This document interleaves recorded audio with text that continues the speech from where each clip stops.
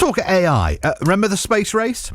America and the Soviet Union battling it out. What's going to happen now with the likes of AI and Google and Microsoft and Meta and Apple and many others who are all having a crack at this? And then, of course, we're talking about the billions and trillions of dollars that it might create, or not, as the case may be. Is it a bubble? Could it go pop? Let's try and understand this with Andrew Grill, who's an AI expert and author of Digitally Curious.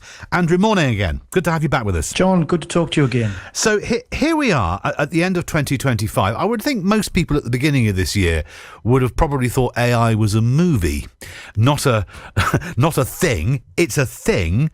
Is it a bubble? That's a really good question. Well, I've been around for a while. I was around during the dot-com bubble and the subsequent crash, and the signs are there. The first sign, as you mentioned, is massive valuation. OpenAI, the makers of ChatGPT, is valued at $500 million.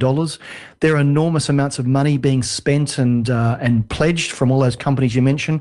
There's a strange things happening with circular financing. One company's investing in another, and then they're buying products from them. And the major problem, I think, is that supply massively outstrips demand. We don't need all these AI products just yet. And there are lots of them. And you talk about the fact that OpenAI is worth this. I've used it a couple of times. How does it make money? Because I understand how if you Google something and you click on the link, the click is the generative for the advertising.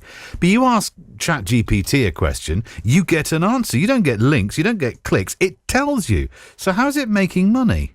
Well, a couple of ways. Yes, you can use the free version. I use the paid version. It gives you a bit more. They also license their technology to other companies. So a lot of the generative AI tools you're using are actually powered by OpenAI products. They're making money there, and they're making billions of dollars, but they're not making the sort of money. They're saying they're going to spend $1 trillion in the next 5 years. They won't make that back yet. So that's the issue. So they're making good money, but not the sort of money they need to support all these investments. So that gets to the heart of something quite important here, Andrew, doesn't it? Is that it is making money, but they have this technology. But once you've sold it to all of these companies, you've sold it to all of these companies. You can't sell it again. I mean, you can upgrade it. So is that where the bubble lies? That once it's there, and if people don't use it properly or companies have it, that's it. It's grown. Well, here's the rub at the moment in that people are using it, but they're becoming disinterested because it's not doing exactly what they want. I heard earlier one of your colleagues talking about it giving silly answers. Yes. I think there are actually 4 things that are stopping adoption. One is training. Not everyone knows what it can do. Probably about 80 different events this year I've spoken at where people have gone, I didn't know AI could do that. The next is budgets, people not putting aside money to spend proper money on this into next year. Data's a problem because it's not in the right format. And here's the kicker, process.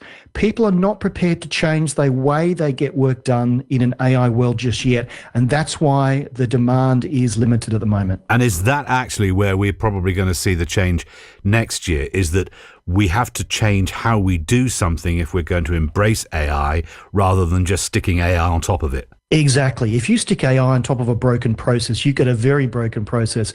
I'm actually looking at how I change what I'm saying to companies next year, and it'll be less about the technology because it's there and it works. It'll be more about how do you actually use it in your day-to-day work. I imagine most of your listeners, like you, have played with it a couple of times, but you don't use it every day. And unless you use it every day like you do your mobile phone, the money just isn't there. Andrew, great to have you back with us. I have a funny feeling we'll talk again next year on this because it's not going to go away anytime soon. But I wish you Merry Christmas. Thank you for your time this morning. Andrew Grill, AI expert, author of Digitally Curious.